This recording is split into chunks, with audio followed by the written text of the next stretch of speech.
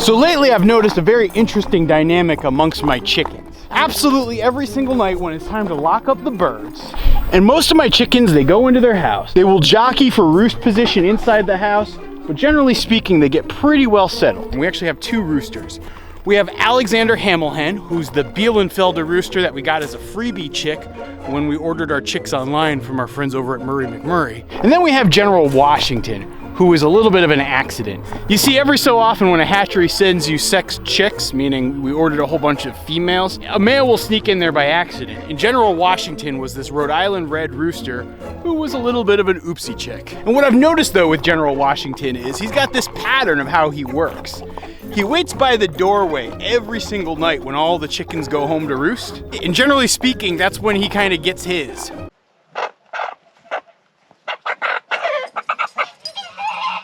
Kind of a rough and uncomfortable process to watch, but that is just naturally how chickens do it. That's why it's really important with both ducks and chickens to have the right number of males and females in your flock. Generally speaking, you want a ratio of like at least 5-to-1 or 6-to-1, but honestly, the more females you have to male, the less violence you're gonna have. There is a little bit of a trade-off there though, because particularly for the ducks here on our farm, we sell our hatching eggs and we breed ducks and sell ducks as part of our farm business. And if we don't have enough males, that means a greater percentage of our eggs are gonna be blanks.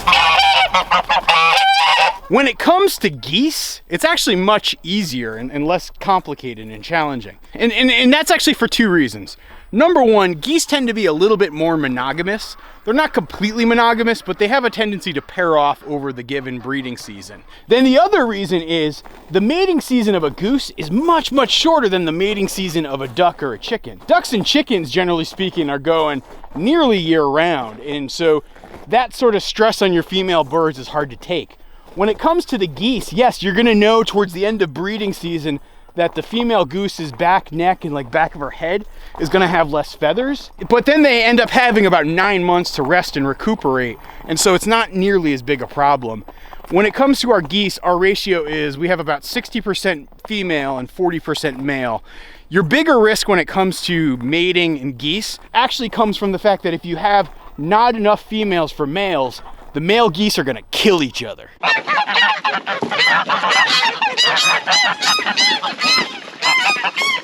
I'm serious, like right now as all the pairs are being formed and like the dominant sort of gander of the farm is trying to be established, it is crazy violent every single morning when the geese get out there and start swimming. But when it comes to the chickens, the chicken patriarchy can be really a rough thing. I'll show you what I mean in a minute when I get my chores going here.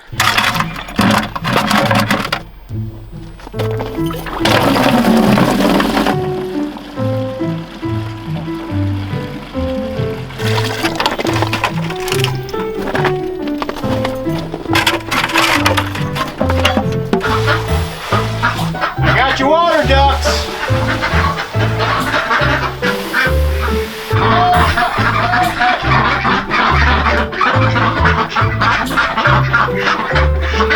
Come on, Ron Swanson, let's go.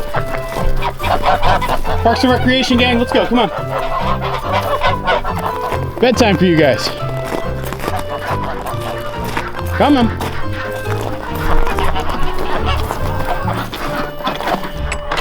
Come on, Shakira, out you go. Come on. Come on, girl.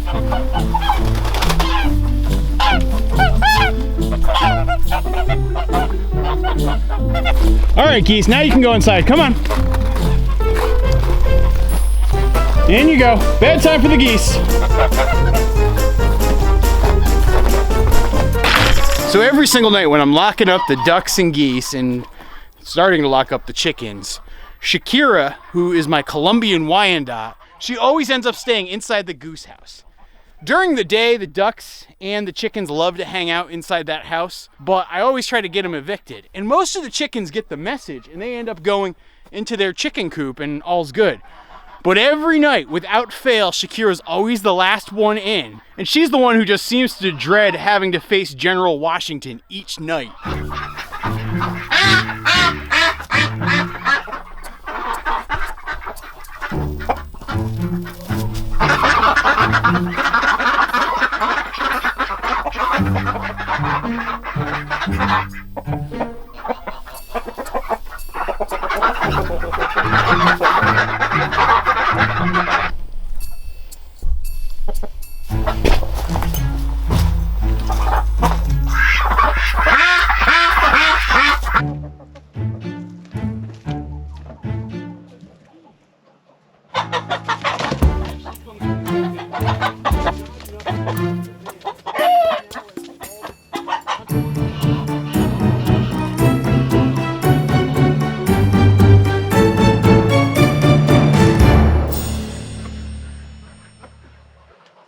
I got to admit that I kind of feel bad for her that she has to put up with that nonsense, but in all honesty, that's just the way of chickens and kind of their natural order. You know, I've actually been watching my chickens very carefully and watching their mating habits really carefully. And I don't mean like in a creepy way, but just like in a way as a farmer who's learned a couple of hard lessons and knows what to look for. You see, I'm really worried that General Washington might be trying to overbreed Shakira. And I've been looking very closely at her feathers to make sure that she has no problems and looking to make sure she's not getting too banged up. I actually even took the time today to order a full-size chicken saddle, which will be here later this week. Which, oh, you don't know what a chicken saddle is? Well, a chicken saddle is like a saddle that you can put on your female chickens so that when the rooster's mating with them, his claws and talons don't tear them up too much in the back. Because actually last year, Allison's favorite chicken, Henrietta, was really a casualty of our old rooster, Lucky. And Lucky just beat the crap out of her so many times that she ended up getting an infected wound and ended up dying. And to be honest with you, that whole experience just totally sucked. And so now I'm hyper vigilant to make sure that I'm not having overbreeding issues with my chickens so that they don't get hurt and then get sick. This is one of those things where when you think about it, right, you can try to do all the book learning you want, but sometimes just plain old screwing up can help teach you a better lesson.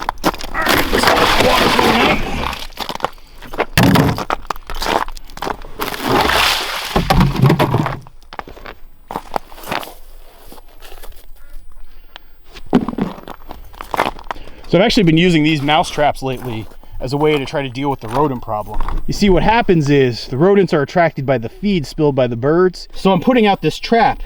There's peanut butter inside of it, and it's caught several mice so far.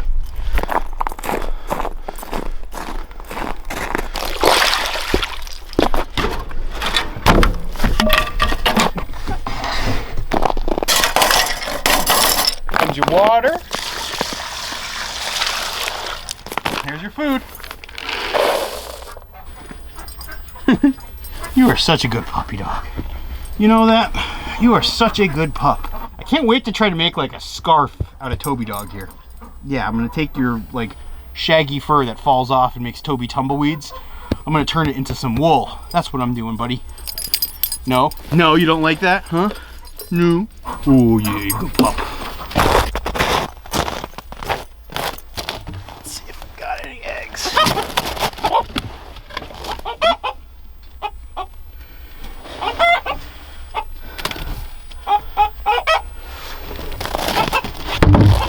Two silky eggs, nice.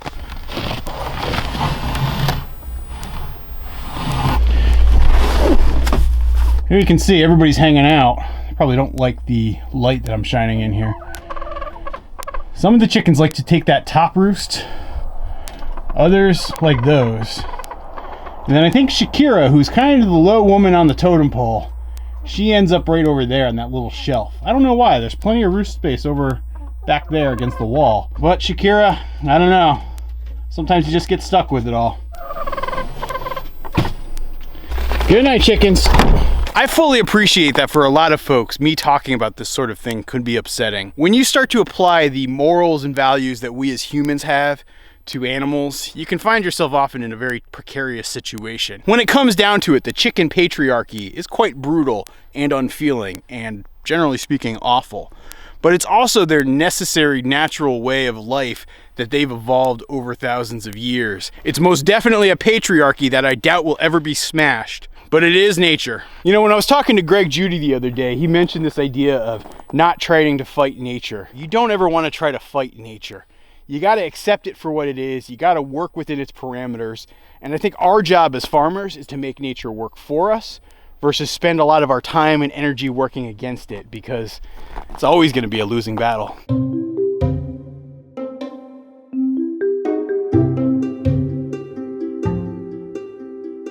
Now, I know several of you guys have emailed me and commented on videos wanting an update on Hobo Barn Cat, aka Victor Barn Cat, and so let me give you the latest. As regular viewers know, we've had this ongoing mouse problem, and recently I think we attracted a feral cat. It's not a bobcat, it's not a wild cat, it's definitely a house cat, or a domestic cat. It's been living outdoors for quite some time, clearly. Lately, I've been trying really hard to trap Victor Barn Cat inside the barn.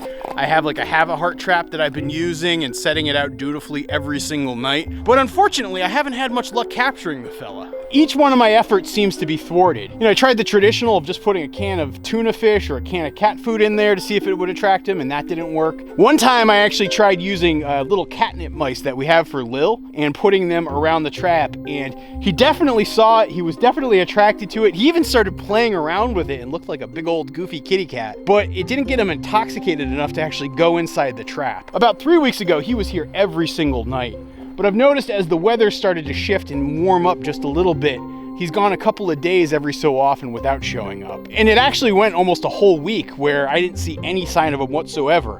But then I decided to install like a little camera in here. See, like one of these like internet wireless cameras that you have.